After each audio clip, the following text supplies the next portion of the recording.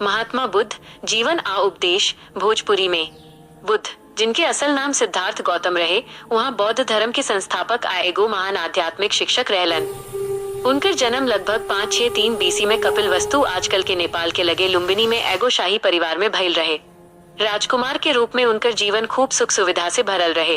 बाकिर 29 बरस के उम्र में वहाँ बुढ़ापा, बीमारी या मौत जैसन संसारिक दुख देख के राजसी जिंदगी छोड़ देहलन। यह घटना के महाभिनिष्क्रमण कहल जाला। बरिसन की तपस्या आ गहरा ध्यान के बाद वहाँ के बोध गया में एगो पीपल के वृक्ष के नीचे ज्ञान बुद्धत्व भा निर्वाण मिलल। आ वहाँ बुद्ध कहाइलिन, जेकर मतलब होला जागल आदमी। बुद्ध अपन पहला उपदेश सारनाथ में देहलिन, जे के धर्म चक्र प्रवर्तन कहल जाला। उनकर शिक्षा के मूल आधार 4 आर्य सत्य होवे, जे दुख, दुख के कारण, प्यास लालच, दुख के निवारण, निर्वाण आ निवारण के रास्ता, आर्य अष्टांगिक मार्ग के बारे में बतावेलन। वहाँ जिंदगी में मध्यम मार्ग अपनावे के उपदेश देहलन, जेमे ना तस बहुत बेसी भोग विलास बा आ ना ही बहुत कठोर तपस्या, बलुक एगो संतुलित आ नैतिक जिंदगी बा। बुद्ध कर्म, अहिंसा, दया आ सब मनई के बराबरी पर जोर देहलिन, जैसे बौद्ध धर्म के नींव पड़ल। आर्य अष्टांगिक मार्ग आ निर्वाण। बौद्ध धर्म में आर्य अष्टांगिक मार्ग आ निर्वाण दुगो बहुत जरूरी विचार होवे, जे बुद्ध के मुख्य शिक्षा के देखावेलन। आर्य अष्टांगिक मार्ग 8 गो उत्तम रास्ता। आर्य अष्टांगिक मार्ग दुख के खत्म करे आये निर्वाण पावे के एगो व्यवहारिक रास्ता होवे। बुद्ध एकरा के मध्यम मार्ग कहले बानी, काहे कि ई बहुत बेसी भोग विलास आ कठोर तपस्या दोनों के चरम सीमा से बचावेला। यह रास्ता के 8 गो अंग के 3 गो मुख्य भाग में बांटल गईल बा।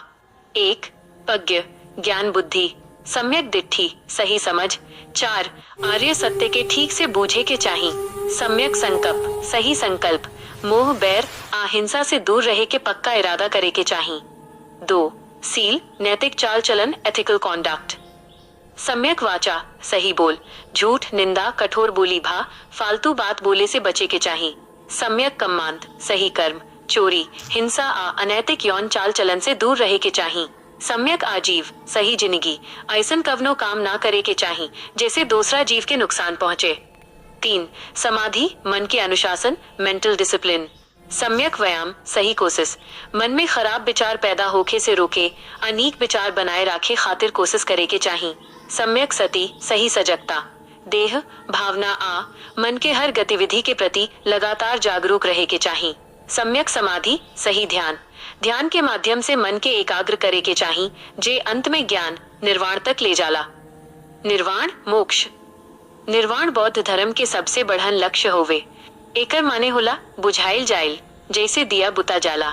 परिभाषा, निर्वाण वो अवस्था हवे जब आदमी प्यास लालसा भा इच्छा द्वेष घृणा आमोह अज्ञानता के आग से पूरा तरीका से मुक्त हो जाला। दुख से छुटकारा, ई अवस्था जन्म आ मौत के चक्र संसार से आजादी दिलावेला आ सब किस्म के दुख के खत्म कर देला। स्वभाव, ई कवनो स्वर्ग भा जगह न हवे, बलुक मन के एगो बदलल अवस्था हवे, जे जिंदगी में भी पावल जा सकेला। महापरिनिर्वाण, जब कवनो ऐसन आदमी जे निर्वाण पा चुकल बा, एगो बुद्ध भा अरहत, उ शरीर छोड़ देला, तैस ओकरा के महापरिनिर्वाण कहल जाला। ई अंतिम आ पूरा आजादी हवे। संक्षेप में आर्य अष्टांगिक मार्ग उ साधन हवे जेकर अभ्यास कई के कवनो भी व्यक्ति निर्वाण के अंतिम लक्ष्य तक पहुंच सकेला। का रउआ के ई पाठ ठीक लागल? का रउआ बुद्ध के